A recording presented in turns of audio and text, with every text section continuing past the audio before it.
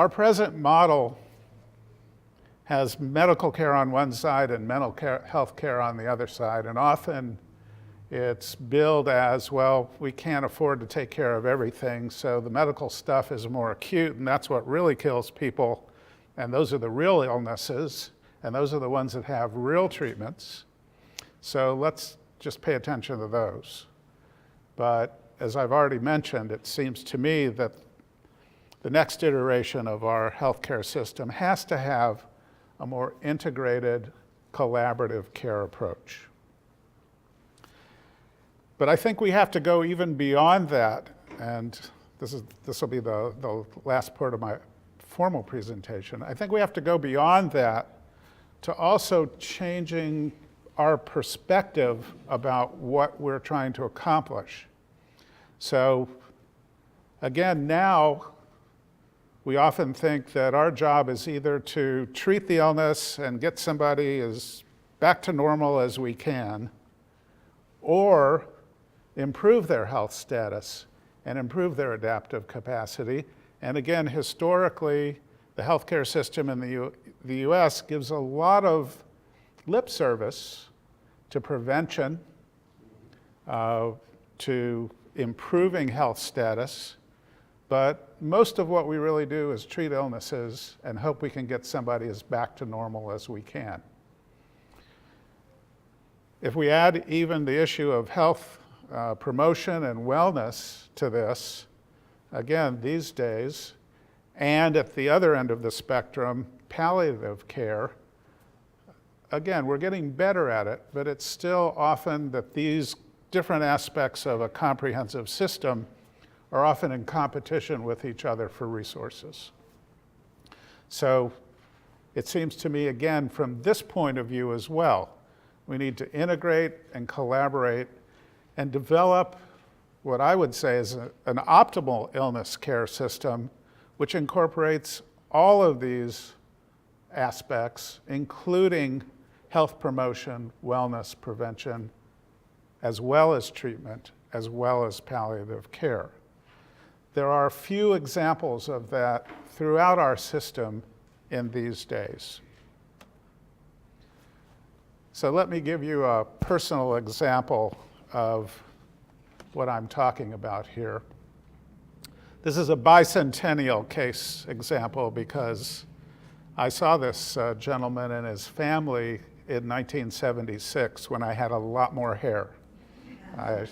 I won't show you pictures of me from those days, but I did have a lot more hair at those days. When I was a senior resident at the University of Cincinnati, we all got assigned what was called an elective, but they really weren't electives. You got assigned to do something. And so I got assigned to a place called Cincinnati Cancer Family Care, which, to show you how long ago that was, it was before anyone called these kinds of programs hospice. I was not too thrilled with that because I thought, it's just going to be depressing. I didn't want to deal with people with cancer anyway. You know, it's just going to all die. But since it was my quote elective and not an actual elective, I went over and I got assigned a family to work with, and what we did was we went to the family's home. We didn't ask the patient, the identified patient or the families to come into an office. We'd go to their house. So I met with the patient and his family for about 4 months, weekly. The identified patient was an African-American male in his early 50s who was married, had 4 teenage or young adult children. He had built a business from scratch from his beginnings, and they weren't wealthy, but they had their own house.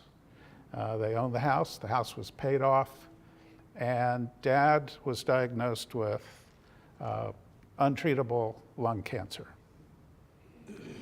And the reason that Cancer Family Care got called was because the family were all fighting with each other.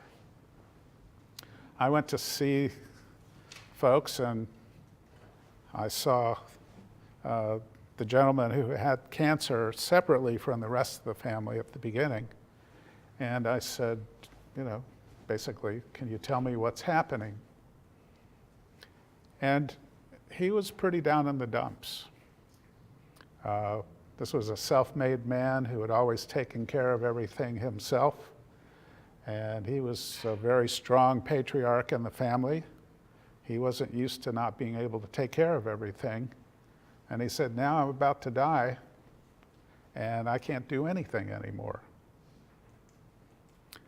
I went to see the rest of the family in the living room, saw him in his bedroom, went in the living room and talked to the rest of the family.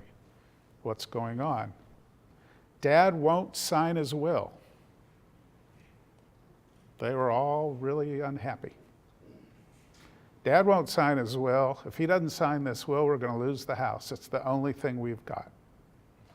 They didn't have a lot of money. They didn't have any savings, but they had the house.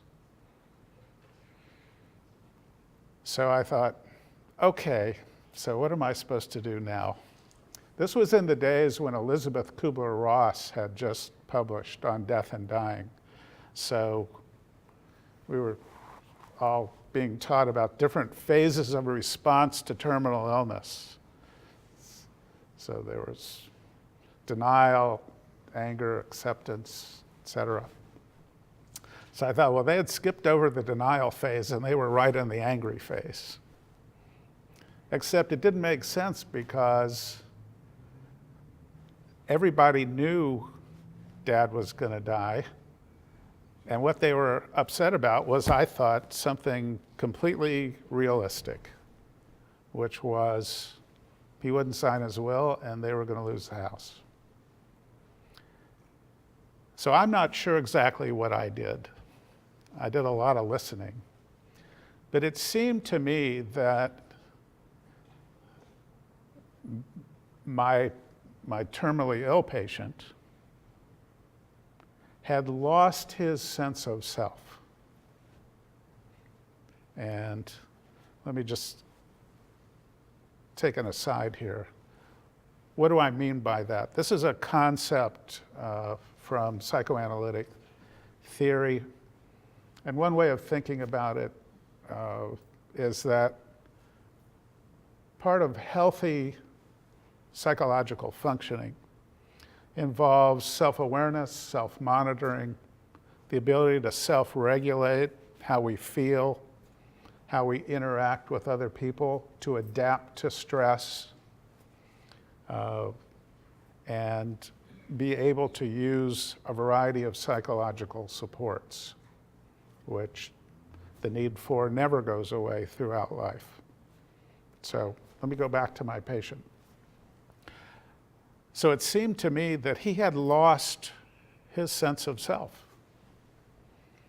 And he viewed signing his will as the ultimate acceptance that he was no longer a person. And he would say that to me. All they want's for me to sign that paper so they can have the house when I'm dead.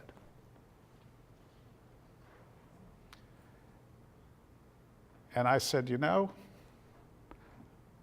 at some point, I'm compressing 4 months into 4 minutes here. I said, you know, I think they already miss you. And I think they want you to be your old self, and they know you can't. But if you signed that will, that would show that you were still the strong head of the family, and you were doing one more thing to take care of everybody. Well, we talked about that a lot. And I talked about that with the family. And we talked about it together. And it really seemed to me that the work I had to do was help the family reconstitute their own sense of self, both individually and as a family, in a new way. Dad was not going to really be there anymore.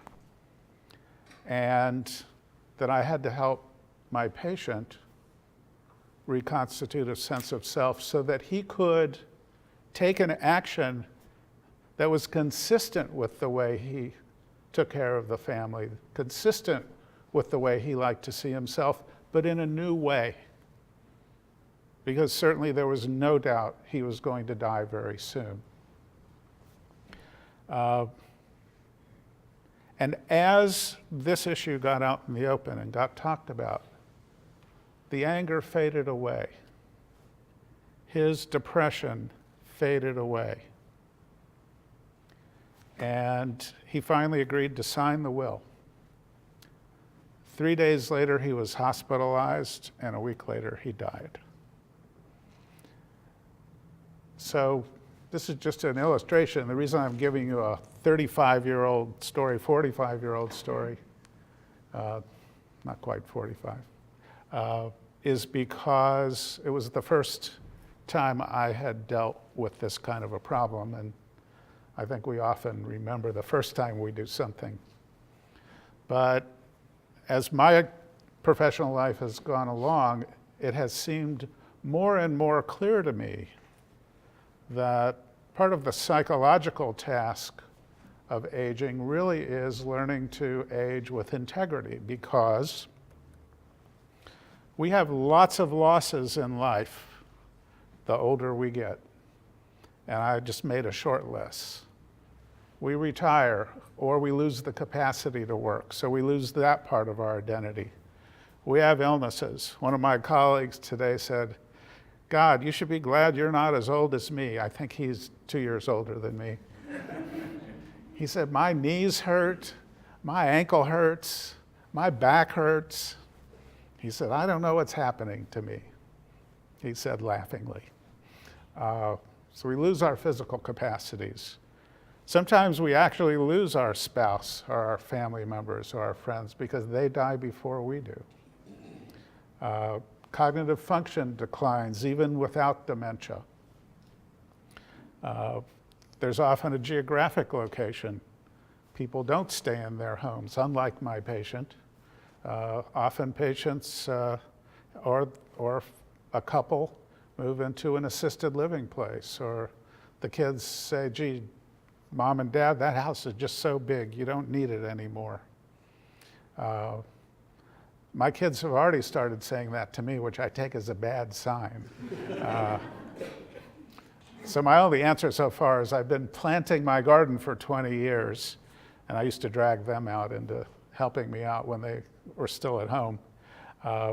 So they know how much garden I have. I say, I can't move anywhere and give up my garden. That's my excuse, but it's a pretty good one. People lose independence for a variety of reasons. My mom, who just had her 89th birthday, periodically says to me, because I say, Mom, you just have to do fill in the blank, healthcare, something. She said, I can't believe my kid's acting like my parent. I said, well, Mom, I am. And we could both laugh about it, but she doesn't like it. She's never going to like it. She's a very independent person. People lose their income, and everybody faces mortality. Now, that's a short list of losses. All